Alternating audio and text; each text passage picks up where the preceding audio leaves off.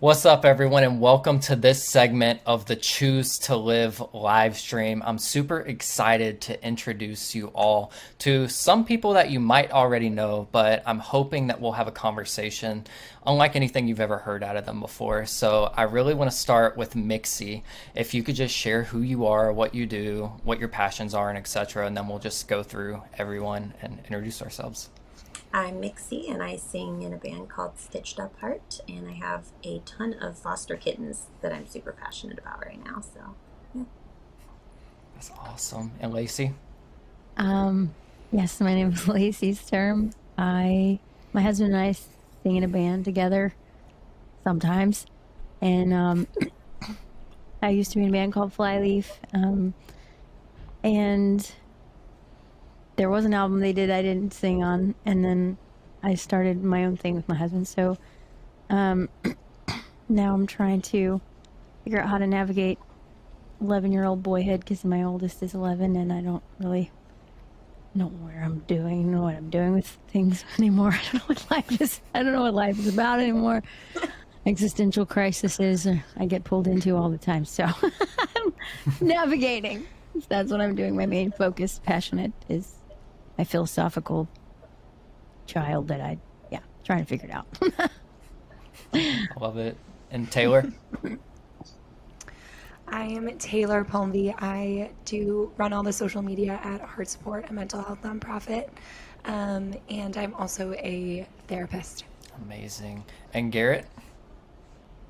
My name is Garrett Russell. I was once a mental health therapist, and then I started doing music full time, though I am still very passionate about working with mental health and folks with various mood disorders. And recently moved to the South, and I'm getting used to bugs inhabiting every nook and cranny of my existence. I love that so much. And everyone, like, I'm super excited to have each and every single one of you here because if you've been following the email chains with me and your managers and such, this lineup has changed like 6 times. And I believe that is exactly where it's supposed to be. And just the diversity amongst this group alone is insane, especially for the topic that I really want to go through with you all today. And that is the importance of just being open, discussing your mental health, and also the impact that community and just speaking about it can have on you. And with that being said, I'd really like to start with Taylor. Can you name a time that having someone to talk to and hear you out potentially saved your life? Oof, yeah, pretty much every time I wanted to take my life, which unfortunately has been more than once. But most recently, I went through a really, really bad breakup, and I think that the amount of pain that I was in was very shameful to me because it's such a trope, right? Like girl goes through bad breakup gets so invested, turns into drama queen, right? There's like some sort of stigma that I've always felt about how deeply in love I fall with people who aren't as deeply in love with me. And so I went through a really bad breakup with someone about a year ago, and after that it just kind of sent me into this really dark place, this really deep spiral where there were points and there were moments where I thought about like the world would just be better, it would just be easier if I wasn't here. I can't keep feeling this way. This is too heavy, this is too big, this is too hard. And community, friendships, I said I don't just need a therapist. I need a therapist and a life coach. I need a therapist, a life coach, and every single person that I've ever met to hear how I'm feeling at all times. And um, I really just surrounded myself with community. I'm so thankful for Heart Support because the Heart Support staff does such a good job of like walking what they preach, and all of those.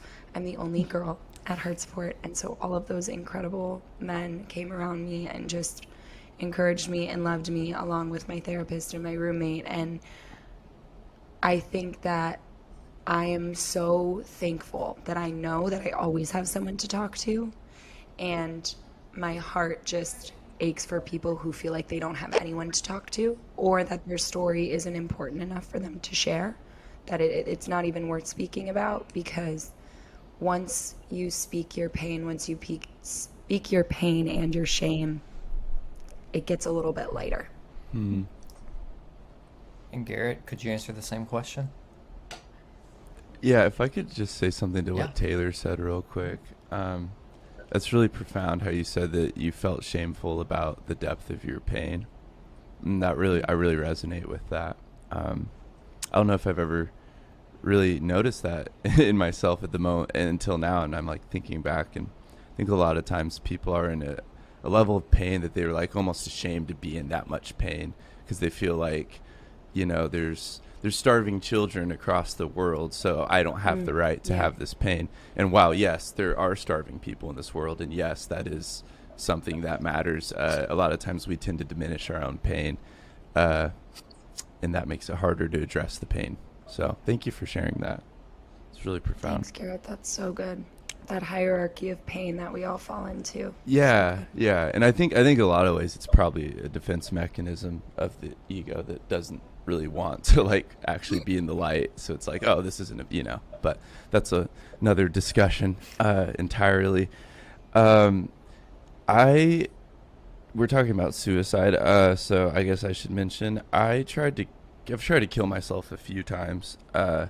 And the most recent attempt was in 2019. I was on tour in Europe, and I was in Belgium and tried to kill myself, and caused a lot of pain and a lot of confusion for a lot of people, and a lot of kind of secondhand trauma for my friends.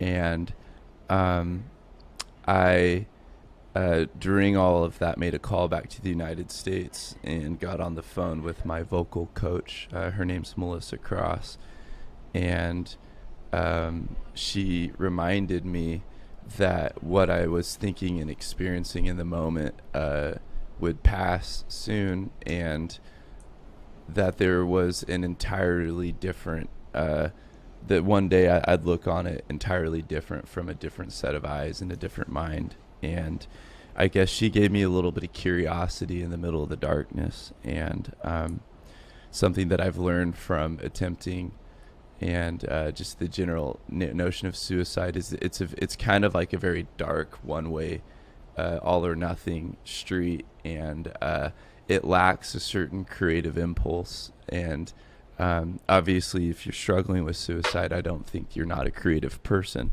but I think suicide is the least creative solution to the problem that we're faced with. And I think that over the course of the last few years, as I've come out of that, certainly it hasn't all gotten better, but I became open and started kind of imagining creative solutions, and realized that maybe therapy and maybe medications for my brain were something I should be open to.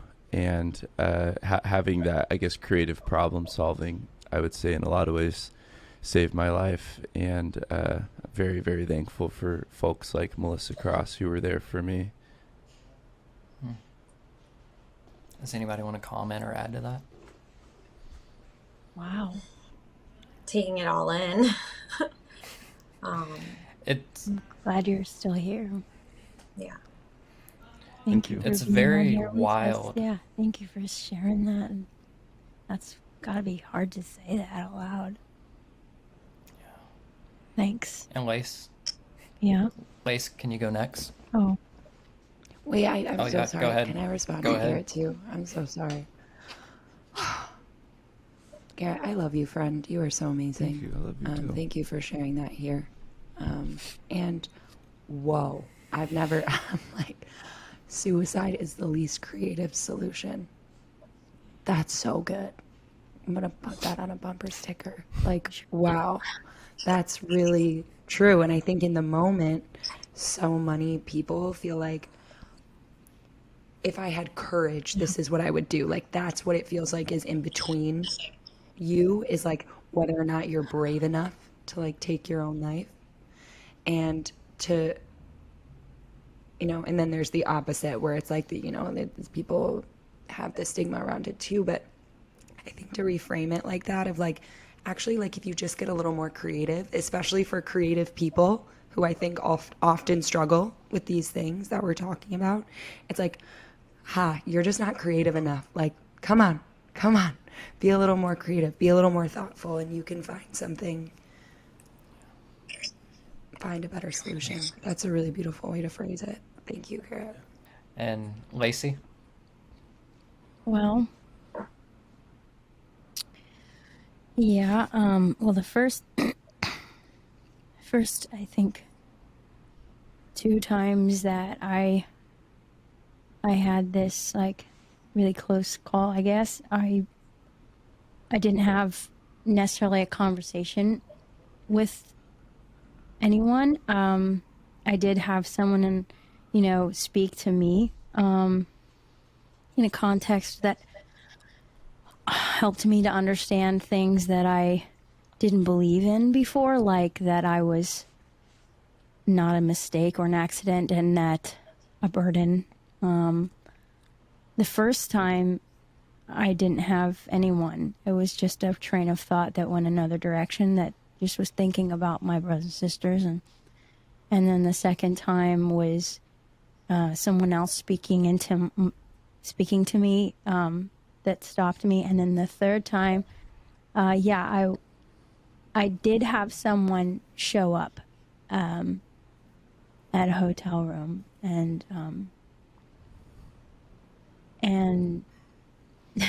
just like the light turned on in the dark place, and just told me a lot of things that he was going through that helped me understand that, that what I was going through wasn't, it didn't have to, the solution didn't have to be this. Like, it was like you were saying, he had a creative end to his story that was not where I was heading. And so yes, there was one time where that happened. It was a conversation with someone who showed up, a man and his wife, and that conversation really did change the course of that event. I'm here. So yes, but I also, Thank God you're I'm sorry. here. Oh, Thank God you're thank still you. here. I think it's interesting to me too, like how easily it is sometimes to slip into a really dark place because you tell yourself nobody's there. In the first 2 times, nobody necessarily was interacting with me. Like, I wasn't sharing myself with someone. And the third time, yes, that did help, but I don't think it's always has to be the key. I feel like, I mean, with my experience, it was a spiritual experience. And before that, I didn't have any spiritual grid, except I had some encounters with demons. I might not have called them demons. Well, no, I would have definitely called them demons before, but I didn't believe in God. I didn't believe in that there was a purpose, that I was intentionally created, that I felt like, life is just a sort of an accident, and we make what we can out of it, and you're on your own. The suffering is, going to happen, and you're going to go through it, and you make the most of whatever you can, and nobody's going to save you. You got to save yourself. And so when I had that, and that third time, no, it was a second time, a second encounter with someone stopping me from going through that plan. I had that encounter with God where it was like the first thing I understood that there's more to this story than I'm just what I've walked through with my physical being.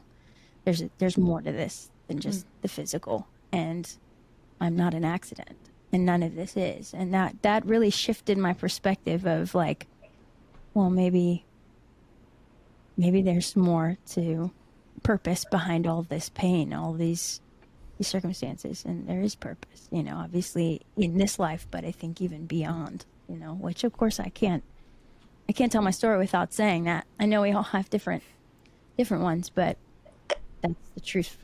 That's what I saw. So I remember, Lacey, reading the reason after we did that tour together and I was in the airport and I finished it at the layover and I was crying and laughing. And I remember one of those stories and I'm just sitting there with your book and I'm just like, I'm like, there's all these people walking by me in the airport. It was just like really, so I know kind of one of those stories of what you're saying and those spiritual experiences that happen that kind of wake you up and realize that there is more to it and there is this purpose that's bigger. And sometimes our brain just takes us down this really, really dark path and it can almost like spiral and keep going. And then once it goes into these negative thinkings, it just keeps going and building on top of it. And then you find yourself in this place where you just don't think there is anything else. And it's like the darkest place. I was just talking to, before we got on this call, because of this conversation that we were having, and personally, I'm too scared of death. I have been really, really, really in dark places before many times, but I'm way too scared to die. So I haven't actually attempted that. And for me, if I do get in those negative places, those creative thinking and trying to find something, it's hard to see it when you're there. But I was talking to one of the girls. I'm usually the one on the other end that's listening to someone that somebody's holding on to and that I'm trying to keep afloat and keep like that life raft out there for them. And I was talking to her and it was right before we started the album Darkness, and it was dedicated to her because of the conversation that we had like a week before. Out of the, I don't know how many times she was in the hospital and how many times I was trying to keep her, like I didn't think she was alive a lot of times, her and another girl. And I wrote the song Darkness because I was trying to be there in her shoes and understand and give her hope that like, yes, I've been through this before. I can do this again. I've made it through it before, and I can come out stronger because I know I've made it before. And it was weird because she knew, like in her brain, that was it. She was a nuisance. She was in the way. She was nobody cared, and it would be better if she was gone, right? But I just kept holding on, and I told her that if you just promise me before you do it, talk to me first. Like anybody that's listening right now, email me, mixikitty@gmail.com. Talk to me first. Come to me because I'm here to listen and I'm not here to judge you. And I'll do whatever I can and I'll hold on to you as long as I can, as much as I can. Wow. So I was talking to her earlier today, and she's been since that time, that period of time, this small period of time that nothing was ever going to get better. Couple of years ago. Now she's got a husband. She has a home. She has a 1-year-old baby boy that just got his birthday, and she's just, everything's not absolutely perfect, but she isn't in that place anymore. She doesn't want to take her life anymore. And it seems like that's the only way out when it happens, when you're there. It seems like just there's no way out of this. It'll never get better. But it's almost like if you just take it like a day at a time and I'm just gonna live today. I'm gonna make it through today. The next day, I'm gonna make it through today and find someone, that's not gonna let you go. And actually talking about it and reaching out to people is really important, because if you don't say anything, nobody knows. I think people are really scared to just tell people because they don't want to be a burden any more than they feel like they already are. And just know that anybody listening that needs someone or is trying to help someone, just be there for them and listen and don't judge them. And I'm here if you need me, mixikitty@gmail. Just please, I'm here to listen, and I'll hold on as long as I can with you.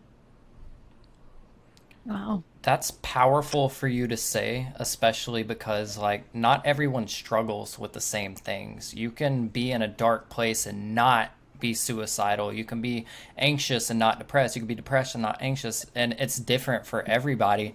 And the fact that you could share your story of like, yeah, I've been in those dark places. I realize that that's so real, but it's almost like you've been gifted with this aura of I want to help people choose to live, because like you don't have that feeling or that burden on your heart that you just want to end it like that. And like you said, you're scared of death, and that's what's so powerful about these conversations, where you have so many diverse people come together like, hey, my story is so different from yours, but we all have one thing in common.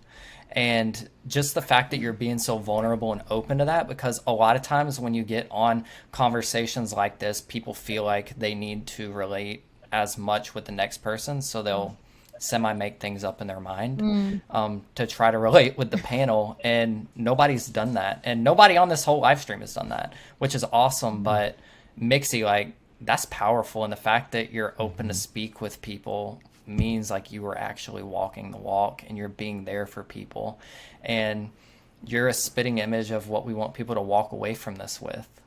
Like, be there for people, be there to have conversations. And I just wanted to say that because that was beautiful and amazing. Mixi, that first of all, I can't even imagine if like an artist that I looked up to dedicated an album to me. I would have to live forever. You know, like, what a gift. That is so beautiful. Such a beautiful thing that you did. But I think what you said about like, and between you and Lacey, this idea of like sometimes people aren't always there, and you know, that actually doesn't say anything about you. If someone isn't immediately there and isn't showing up, that doesn't actually say anything about you. And you deserve, if you need someone, you deserve to reach out, because sometimes people aren't not there because they don't want to be there. It's because they don't know what's going on for you. Even if you think it's obvious, even if your pain, you feel like you wear your pain on your face every single day. If you don't reach out, if you don't ask for what you need, that person maybe just never got the opportunity to be there for you, and they would have loved to. And they would love to. And you deserve to do that, whether you're reaching out to a person, whether you're reaching out to a community, whether you're sending Mixi a Gmail, whether you're going and posting on the Heart Sport Forum, which we are here for you. If you feel like nobody is here for you, Heart Sport is here for you. We love you. Or whether it's God, whether it's spiritual, whatever you feel like you can reach out to and you can connect with and feels possible for you in that moment, as long as you don't stop reaching, like, reach. Well, Just I reach. mean, I think it's really important what you pointed out, that sometimes, like you said, if you don't hear from somebody, it has nothing to do with you. I think there are some times where we can have everyone. I mean, Garrett, you just said you were on tour in Europe when you had this time, and you're, you know, and I too, like, I was in a position. I mean, we weren't huge at the time, but I was in a band. I had people singing our songs. I had people hugging me and saying, "You saved my life." And, you know, there's people who loved me, you know, in my life, and people reaching out, and people I could have reached out to. And sometimes in those dark times, you just can't see that there are people who love you. And no matter how many people reach out, you still feel alone. No matter how many people were there. Like, every 5 minutes, I'm like, I have no friends. And then all of a sudden, I'm like, oh my gosh, look how many friends are calling. Like, I'm so, like, my brain just, like, there's times where it just feels like, because there are parts of you no one can see. You can't communicate. There's just some things you won't ever be able to express. There's just things about us as humans. We're complex creatures, we're deep, and we're eternal. And there are things in there that we don't ever see in somebody else. Nobody gets this part of me. I didn't even know how to say this. I don't get this part of me. You know what I mean? And that's that part of us makes us feel alone sometimes. But it's actually our uniqueness. It's actually, maybe it's not time for that to be shared. Maybe that's not, you know what I mean? And it can be your, like, I wrote a book, that the second book I wrote called The Mystery, and I was learning about what does it mean to be a woman. I mean, like, it was a season in my life where I was like, you know, women are crazy, like freaking crazy. Like, who do I have to look at and be like, who am I gonna be? Like, I'm turning into an adult, and like my second, you know, and I've just ruined so many relationships. I've done it wrong. I've been a woman I've hated. I've been the kind of woman I said I would never be. I've done things, you know. And I was thinking about all these things, and I was just such a, I mean, our music is like emotional vomit, you know, it's just like, bleh, just, yeah, this is what I'm feeling, this is what I'm thinking. And then I just read, you know, share. And then I'm like, nobody look at me. You know what I mean? Like, it's like this weird, you know, like, I don't know, like, but at the same time, I'm thinking to I realized there's something like I'm started to understand about mystery that's beautiful. And so I started to learn about being a mystery and recognizing there's something beautiful in the things that are mysterious about myself, to myself, and to others. And as an artist who's just like an open target, and here's my diary, and that, you know, it's like, can I be a mystery? Is there something to that, you know, and something valuable and precious that I, even if I don't get to share it, to actually just like be okay with that. You know, like I recently lost someone, you know, to suicide. And this person was the most beautiful, deep, well, like just creative artist. Like I believed in them so much, and more than they believed in, obviously more than they believed in themselves. And the thing is, if I could have just told this person, let your mystery be beautiful and let it be yours, and it's okay. You know, you're an unopened present. You never know when you're gonna, like, that part of you is gonna be shown, or maybe it won't. Like the ocean has creatures we've never seen. Why? There's beauty there. You know, there's something to that. You know, you make the world different by just, I'm sorry, I keep talking. I'm still talking. I could listen to you talk forever, please. Yeah, please keep talking. Well, I just feel like, you know, she was like this one that I loved so much, is this person. I was like, you know, I was just like, they felt so alone, and they had so many people who loved them, and they felt like, and I think there was something to the fact that they just couldn't get it all out at the same time. It just wasn't unfolding fast enough for them. They wanted life too fast. They wanted things now when it wasn't time yet, but they didn't get to see it unfold, right? And life isn't unfolding, you know. So it's just like we're in such a hurry, and we look back yesterday and we're like, that sucked. It's always gonna be that way. I don't want to do it anymore. But then when somebody else is looking at your life, like, but I saw so many freaking beautiful things you've done. I've seen so much beauty in your life. You're like, where? And it's like, but it's there. You know, I mean, I'm sorry, I need to stop talking. Okay. No, Lacey, thank you. Yeah. Am I frozen? No, you're good. Oh, everybody's frozen. Maybe my alarm's finally going off. We can't hear it, so you're good. Okay, cool. And Lacey, that's a lot. Sorry. No, like, it's great. Like, thank you for doing that. And Just being open and vulnerable about things that are going on in your life. And I mean, you said that you wrote about what it's like to be a woman, and instantly what popped in my head was like, Shania Twain's got a song for that. God. But you know what? No, I don't get that one. I was like, I do not relate with this one. I don't think it's a mental health song, so we're good. But might be for someone. Maybe. Wasn't helpful to me. I don't know. But just the fact that we're open to have these vulnerable discussions and talk about these things that are so near and dear and personal to us lead me to the next question. And that is, why do you feel it's important to talk about the things we experience in our lives, such as mental health and suicidal thoughts? And I'd really like to start back with you, Lacey, since you're fresh off the cuff there. And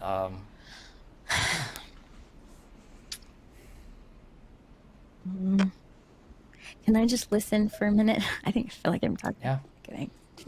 Somebody else. Anyone want to volunteer as tribute? I think it's important to talk about mental health and suicide, because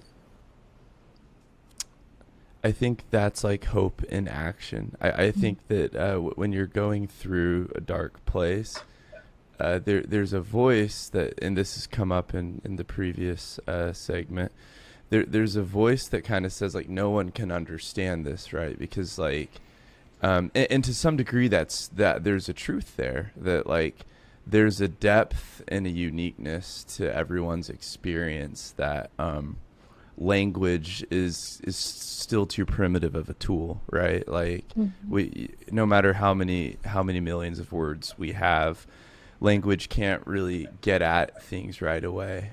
Even if you had the entire thesaurus dictionary downloaded into your brain, it's just the limits of communication that there's just some stuff we can't express. And a lot of times it can only be expressed through other types of languages. Maybe it's not spoken language. Maybe it's by like presence, by like sitting with someone. Maybe it's by like painting, by drawing, by making art, even by, you know, going out and going to the gym and working your ass off. I mean like there's a lot of ways to, I think, express pain. And I think that when we do it, when we have these conversations, we're saying there's this thing that is maybe to some degree unknowable, but it's worth trying. It's worth trying to open up, and I'm gonna like try to do the impossible. And that is, I think, at the core, what all creativity is. It's like, I'm gonna do the impossible. I'm gonna create this thing, and it's never what you expect it to be, and it can't be, because we're entering into a space where it's not just you anymore. Now it's you and someone else. Communication is not just transmission, it's reception. So like, we create these worlds when we have these conversations, and it's so it almost seems like foolish sometimes to try to describe the ineffable experiences of humankind, but at the same time you realize it's either that or it's distance, and it's isolation, and it's hopelessness. And for the vast majority of people that are struggling, isolation is at the root of it, or is at the very least contributing to the pain. And so you sort of, it's like that don't go gently into the night, you know, kind of thing, where you say, hey, I might not be able to express this, but I'm going to try, because I believe that I'm worth that, and I believe you're worth that. And it's hard, and it won't come easily, but I think that love is kind of that. Yeah, is the impossible, people loving against the impossible. That was, can I respond to that? Yeah. That was really, really important for me personally, because I'm in a season where I have no idea how to communicate what I'm experiencing or thinking, and it's been weird, because I'm a communicator. I feel like, I mean, I don't know what I am now, but I don't even know. I don't know. We label ourselves, but it's weird for me. It's strange. It's a strange season. And so what you said was really great, to acknowledge the fact there's some things there aren't words for.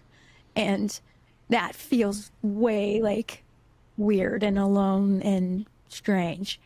But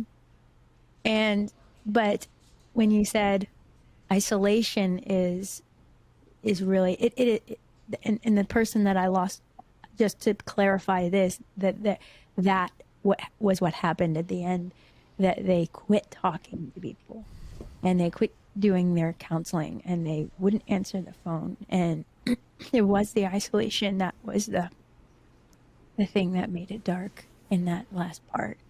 And so that was just so brilliantly said, because it's very important that we acknowledge, as people who struggle, I mean, me personally too, that even when you feel like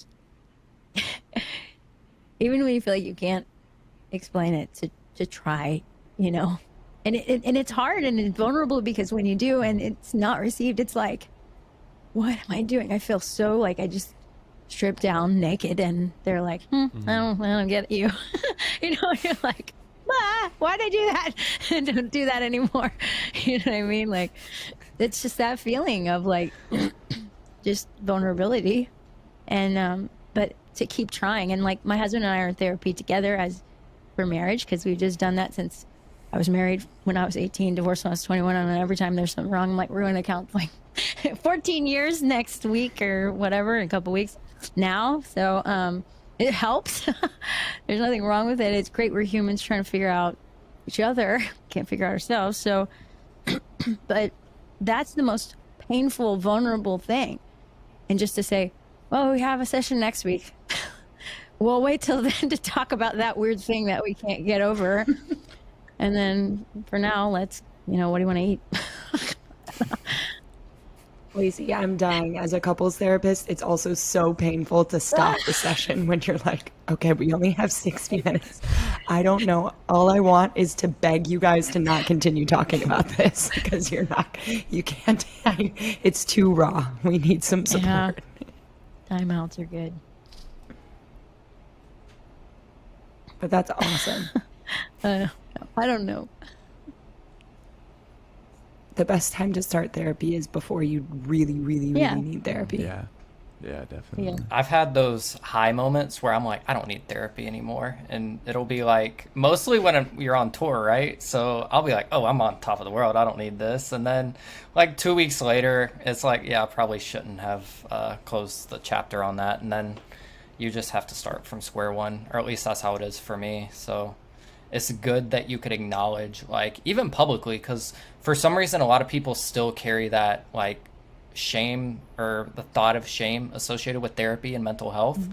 And it's cool to finally start seeing the stigma break. There's a lot of work that needs to be done, but, like, especially, like, within, like, my faith, like the Christian faith, it's been very taboo to talk about. And especially like when you see pastors take their lives or etc. They're like, oh, where was your God then? And it's like, we all go through dark things, and like they aren't God, So, and even in my life, having like friends that are pastors do that, and it's hard to understand. But the one key thing is, like, when you wake up in the morning, there's always a reason to choose to live, hence why this is called Choose to Live. It's not like a one and done thing.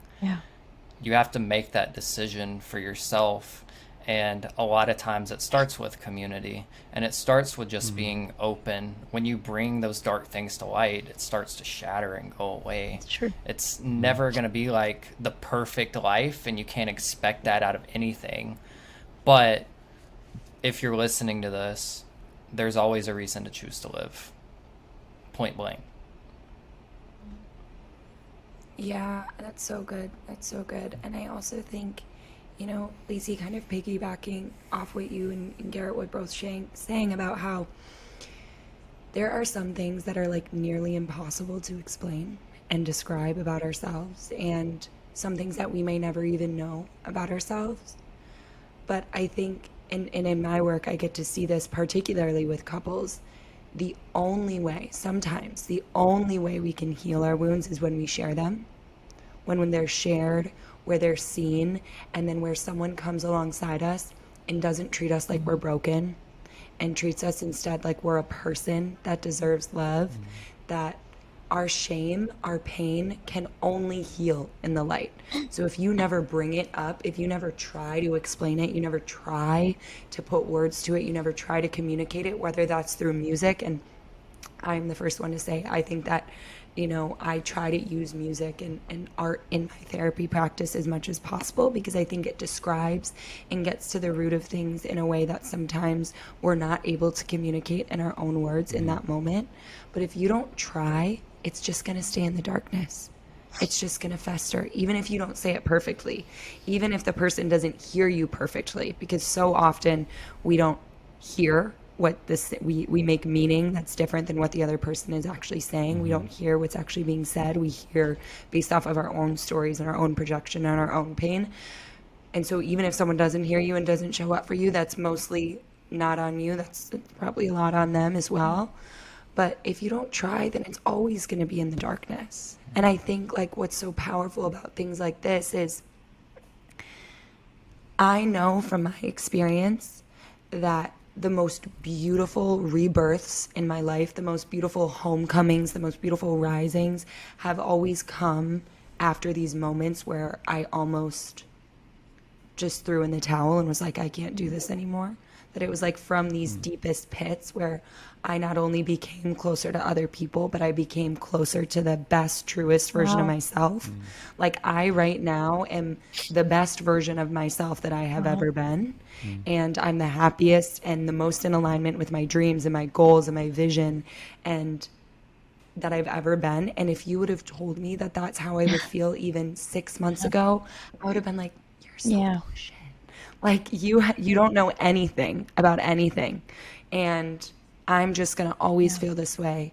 And I know that after having this happen a couple times, I now am like, okay, when this comes again, if it comes again, hopefully it doesn't, but I know that it can serve purpose in my life, that it can be like the dirt and the grit and the ugly that helps me bloom into who I'm supposed to be. Yeah. And I just have to keep holding on. And part of that is not being afraid to show it to yourself and communicate it to yourself through journaling or writing, creating, or communicating it to others. Like that is just a part of the rebirth process. It's like the water on the soil.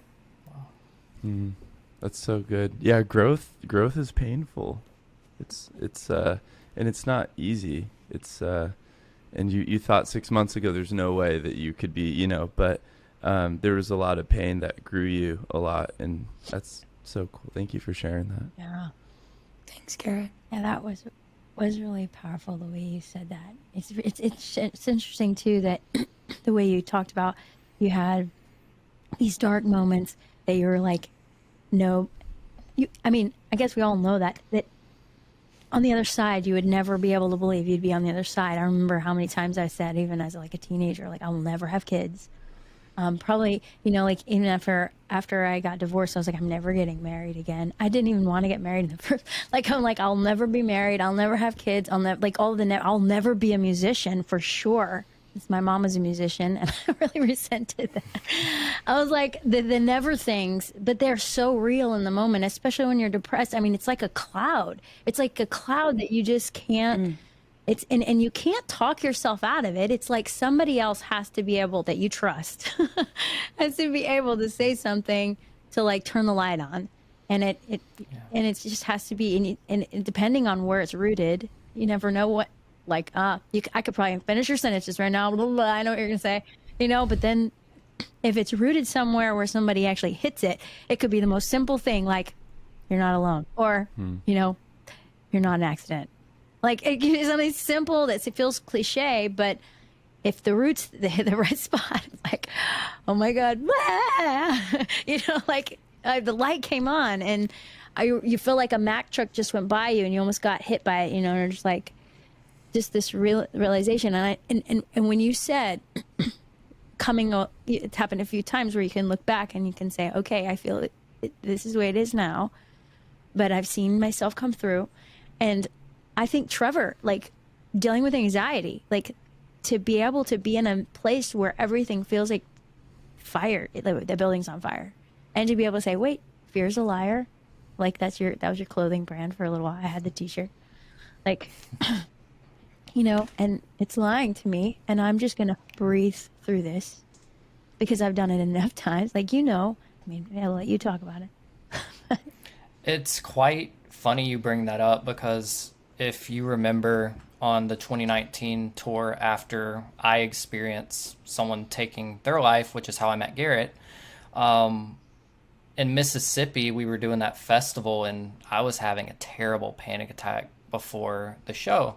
And obviously we all prayed and just got me back in a place. And Josh came up and he's like, are you good to do your thing? And I'm like, yeah. And I went up there, and I don't remember exactly what I said, but I know that it was meaningful. And if I were to have chosen to let fear own me in that moment, we wouldn't have heard the stories after the fact. And not that we do it for that, but Yeah. there's always something lying to you. And when your heart starts pounding out of your chest and your mind starts racing and you're experiencing these things that you can't really put into words, it's a perfect scenario for you to want to give up. But when you take a step back and you, like for me, it's like prayer and working on my breath, like and you just feel like, for me, like my lungs get full of air and then it goes into my brain as well. I think that's what it feels like anyway. And it's almost like I'm just breathing out that negativity and those things that I was experiencing. And yeah, for you to bring up fear is a liar, like fear is a liar. You are stronger than your symptoms. All of these things that were once on shirts and stuff were rooted out of the things that I was experiencing. And the fact that we're all able to rally and talk about those things is meaningful. And we're talking about things that, like, 6 months ago, a year ago, you couldn't have fathomed. Like, doing something like this in that moment was not like a thing. Even a year ago, it would have been hard to believe. So things like, yeah. Also, if you can't do it for yourself, like if you can't do it for yourself, share your story for someone else, because it will either create a doorway for them to share their story, or it will inspire them, or it will just bring closeness. If you can't share it for yourself, if you can't share pain for yourself, share it for someone else, because it matters and it will help them. And like, that's what it did for you, Trevor. What you're talking about is like, you went up on stage and you share your story and you talk about it, and you got to hear stories about that afterwards. That's what I do at Heartsport. Every time I share something vulnerably with someone, it's met with love. It's met with more vulnerability. And even if it's not like suicide specifically, when you start getting into things that are still taboo to talk about relating with mental health, like eating disorders and like chronic illnesses that lead to mental health issues, Silent Planet has a really great song about eating they disorders. really do. They really do. And I mean, it's insane to think about. Like, I remember scrolling through Heart Support, and you were jokingly talking about the Machine Gun Kelly post a little bit ago, and like that was something meaningful for you, but for some reason other people took it negatively. Yet when you talk about your eating disorders and things that you've experienced in your life, like, people see that, they receive it, and a lot of times they choose to move forward because of that vulnerability. We all have something unique in our lives that can help other people choose to live and just be a light in their life. And whether it's spiritual or not, like, we're all on a journey. And there's a lot of trial and error. There's a lot of A/B testing. There are a lot of things that aren't going to work for you. But I promise you, if you keep chasing it, or for me, it was like keep chasing him, like, you will get past that. I feel like with sharing, I do a lot in some meetings that I go to, and it took a while to like share my truth like to everybody, because you are so ashamed of these little things that you don't think anybody else thinks of or feels, and you're the only one that goes through this, and then you let it out, and all these people hear it, and then they share and they talk about how they feel the same way, and then you find that you're not the only one with those feelings that you're so ashamed of, those skeletons in the closet. Everybody has a skeleton inside them. So we have a lot of similarities in that sense, a lot of human emotions and things that every time you let go of one of those things you're ashamed of, or you think that people are going to judge you for, and you say it out loud, it's like you release this like poison out of you, and it helps like lighten this just feeling of like secrets and hiding, and you're not really being who you really are. And when you can be your authentic self and just honest about it and own it and be vulnerable and share your truth, then you can be freer in that aspect. So I think sharing is very, very important. Yeah. Also, sorry about all that. My alarm finally went off, and all good. And Can I say, and how much are we about to run out of time? no, like, keep going as long as you need.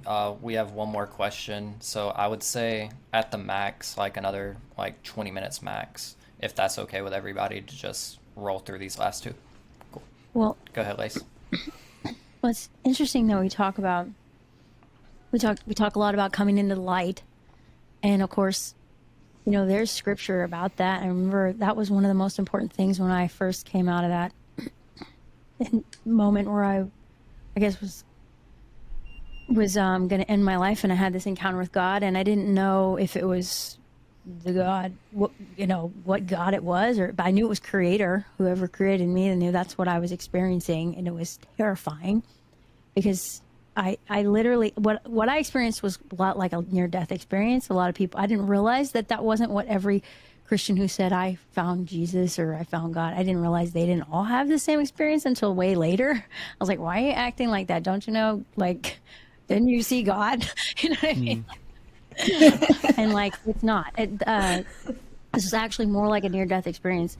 I saw my whole life. I saw the things that I wished God was closing his eyes, but he wasn't. And it's not because he doesn't. It's because he's light. He actually is light. And the things that are dark in us, they're not hidden. It's like there. It's like we are all the things that we've done and thought, and that's there. And it's just like, the story of Adam and Eve. Like I'm totally naked. Everything I've ever done, thought, said, felt, and I was full of hatred. I was just, at that point in my life, I hated people. I was full of hatred. And God is love.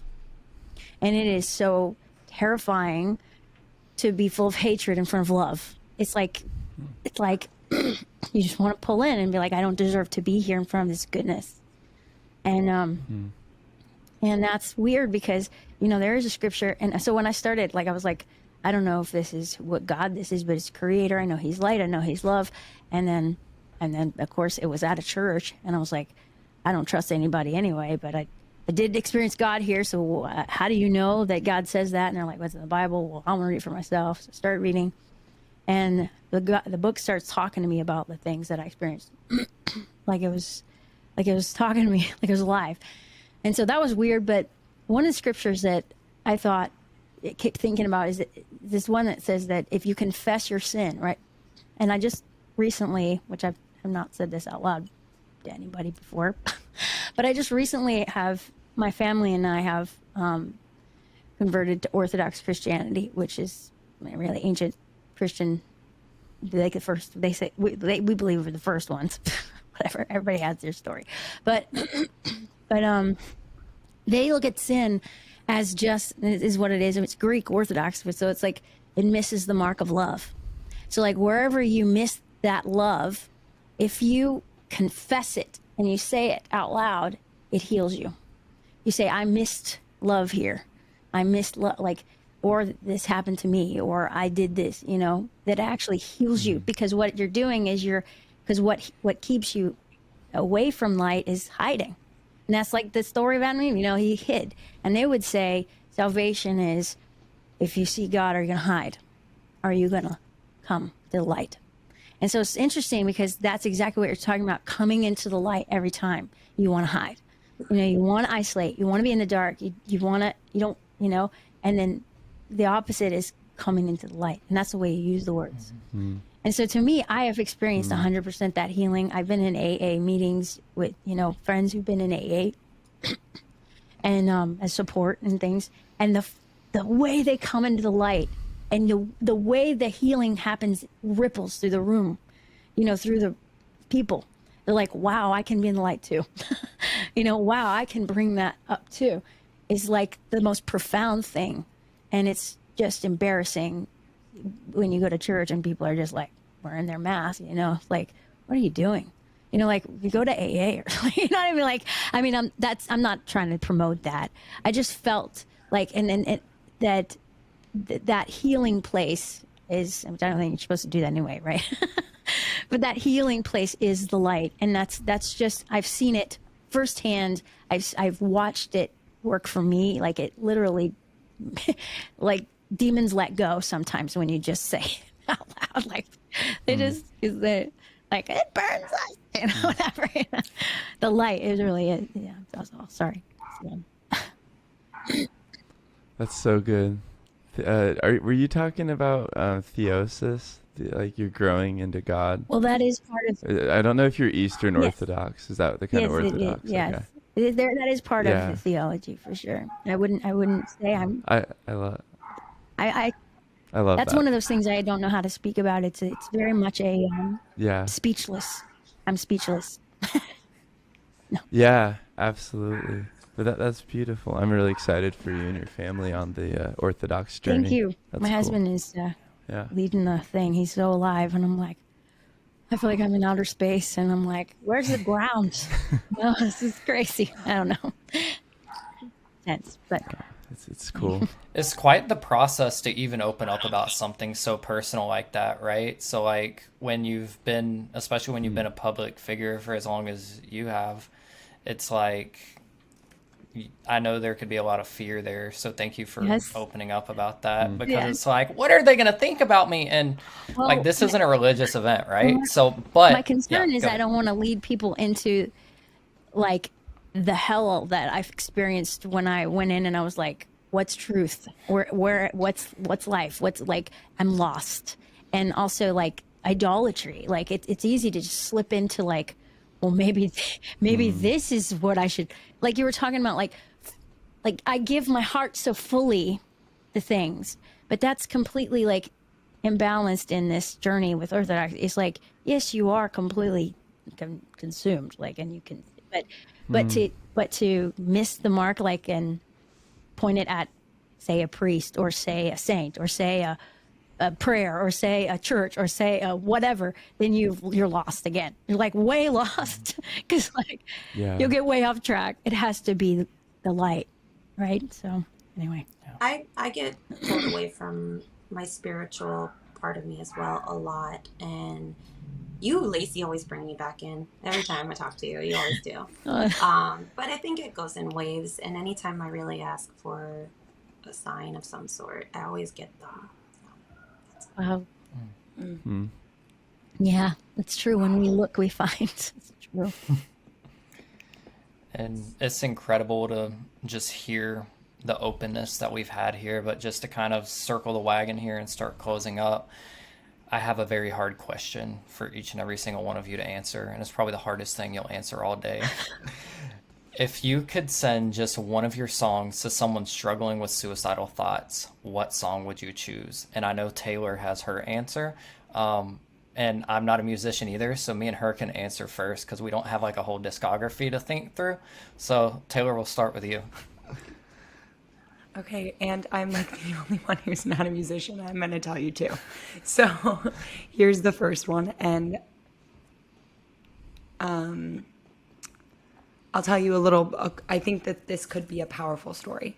So about a year ago, when I was going through that hard time where I was like very suicidal, I started listening. I mean, Neck Deep has been one of my favorite bands for forever. I love them. I think they're amazing, and I really latched on to In Bloom, which is basically this song about how, like, stop digging it up, just keep doing the work. Because I felt like I was doing the work. I mean, I'm a therapist. I'm always doing the emotional work of trying to feel better. But I felt like I was doing the work and I wasn't feeling any better. And it was like, you have to trust that you're doing it. Just stay in it, or you're never going to see it all in bloom. So I was like, okay, this song is going to be my song of the year. That's what I like to do every year, is like have a song of the year. And that was in January. And I did this photo shoot after my breakup that was like really powerful and fun and made me feel really good. And I printed out the pictures and I put the lyrics to In Bloom over the pictures. It's hanging right next to me. Some of them are hanging around right next to me. And that was, just a song that I like used to help me through. And then like a month ago, I got to watch them play that song side stage at Sad Summerfest. And it was like, I couldn't even imagine making it one day at a time, much less getting to see my favorite band on stage with them and their set with my song of the year. I felt like, so listen to it. It's amazing. I love Neck Deep. And then I have to plug my homies, my fave humans who I saw this weekend. Lost in the Moment by We Came as Romans is one of just like such a good song. And if you can just live in this moment and not worry about the ones that have happened in the past and the ones that have happened in the future, Man, do it. that's awesome. Love We Car. Love ABR. Dude, I am also a fan of screamy music, but my song isn't really screamy for this.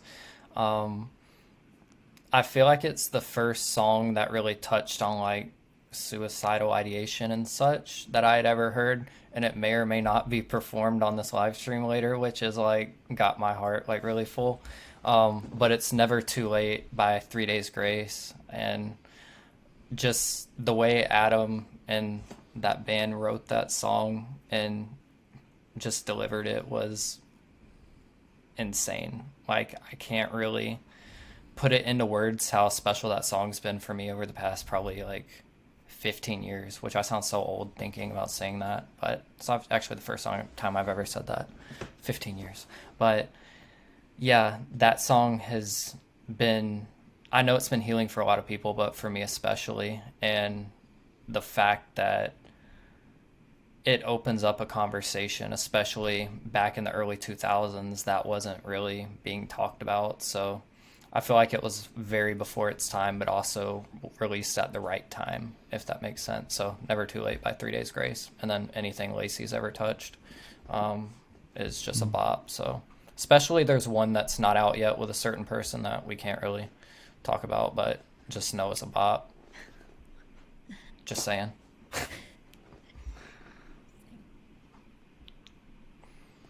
Who wants to go next?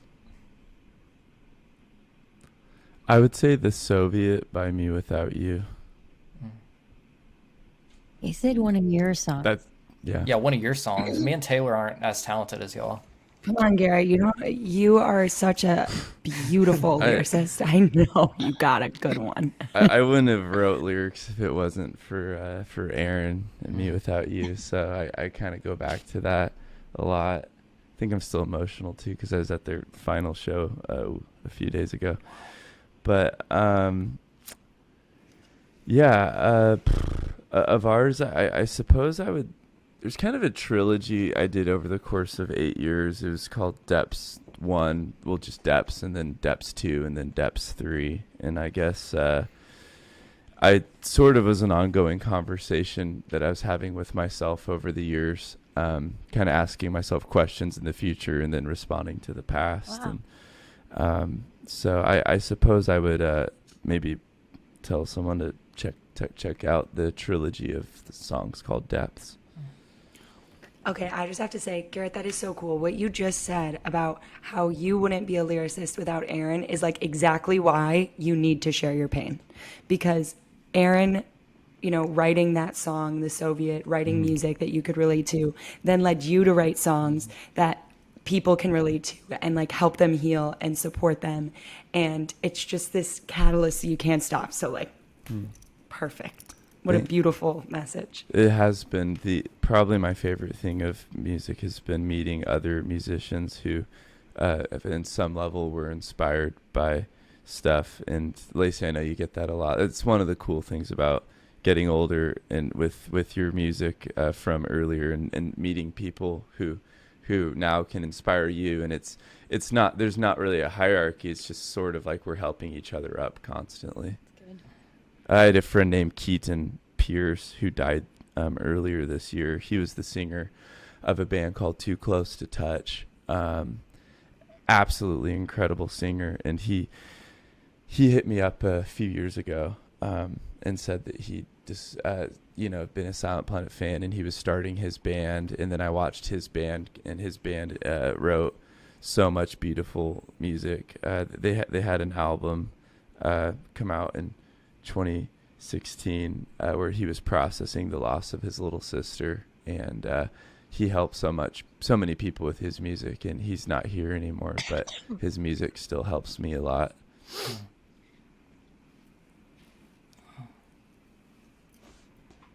Mixi?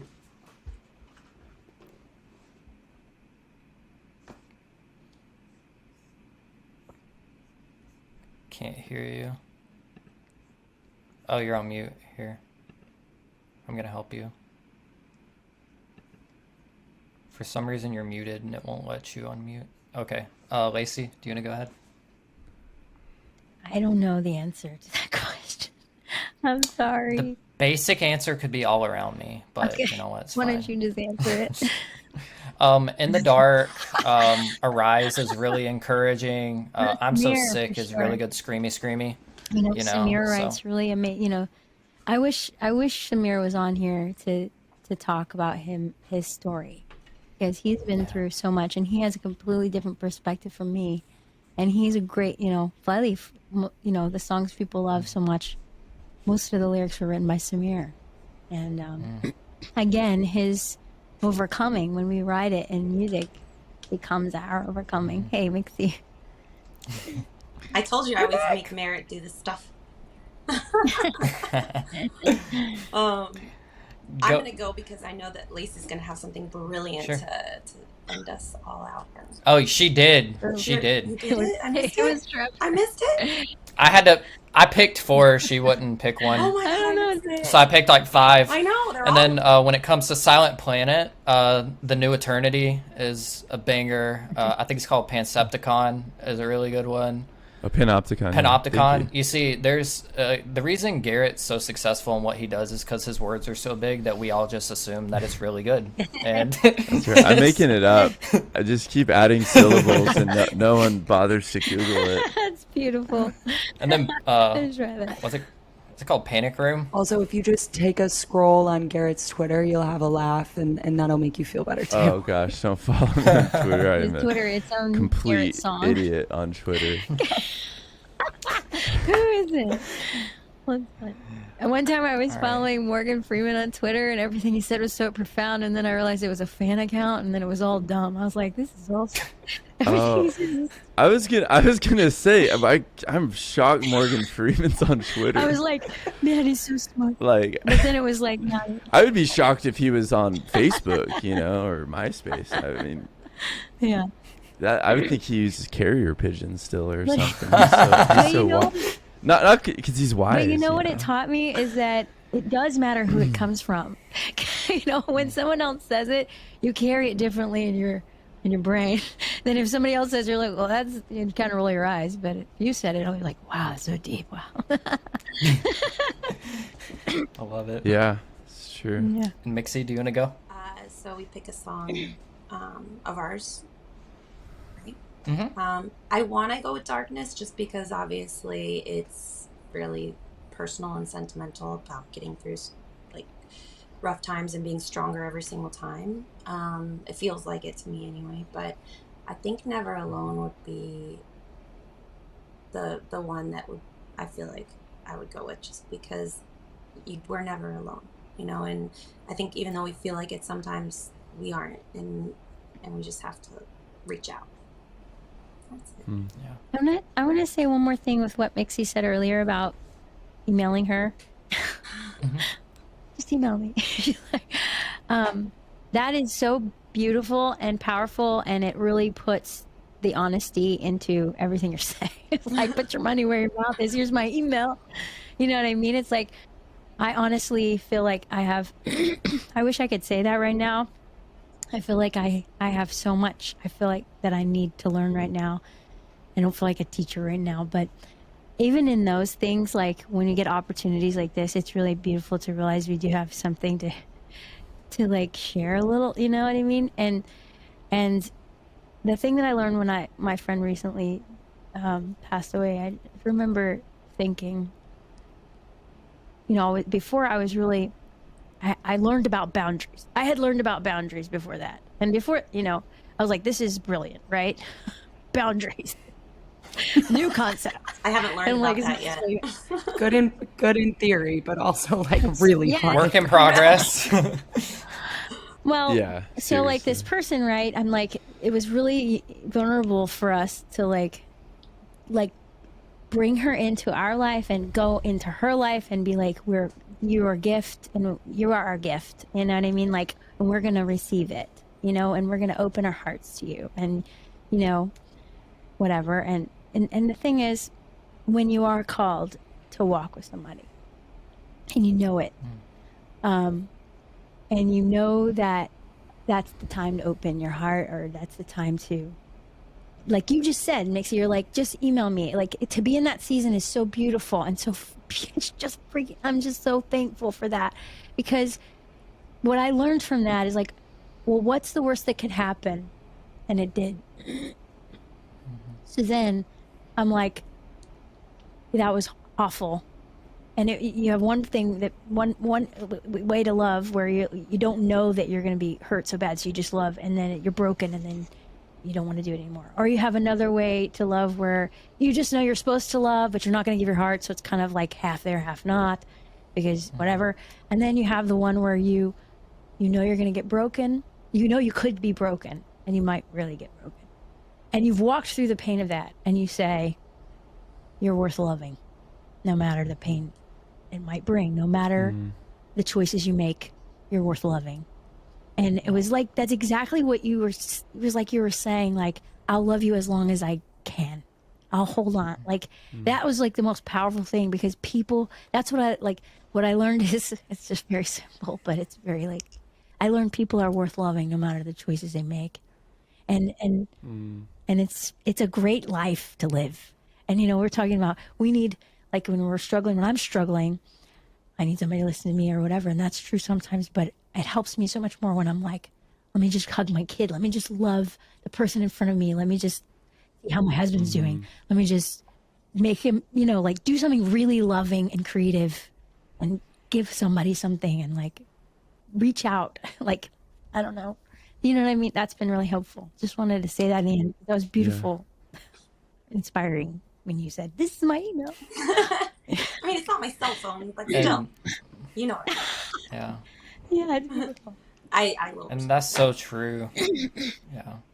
And Taylor, I know that y'all at Heart Support have been working on some really amazing resources for people to be able to reach out to the community at the Heart Support wall, as well as a new texting feature. So that's the only call to action that we're going to give on this whole live stream, because Heart Support has so many people that are well equipped to handle these situations and really want to talk with you, especially within the community, because there are other music fans. Like, this is a music centered organization and now branching out and for veterans as well. So Taylor, could you tell us a little bit about that, and if someone's struggling tonight, how they could receive help?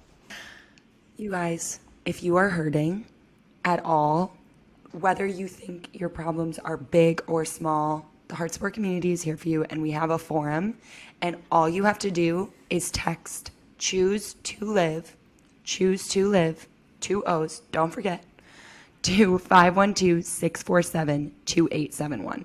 512-647-2871. I'm saying it one more time. 512-647-2871.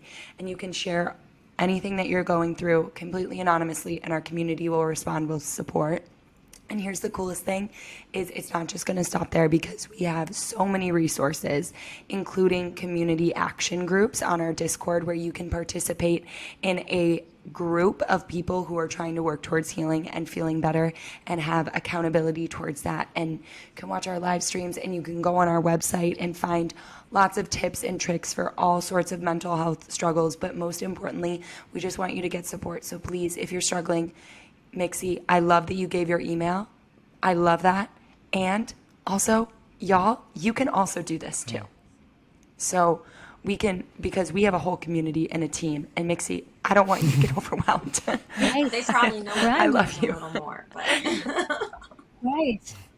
And that's, But we are here. And send me a DM, take our compass test, do all the things. We want to support you. This is literally what we are made for, is for you, just you. And as we wrap up, as Heart Support always likes to say, hold fast, we believe in you.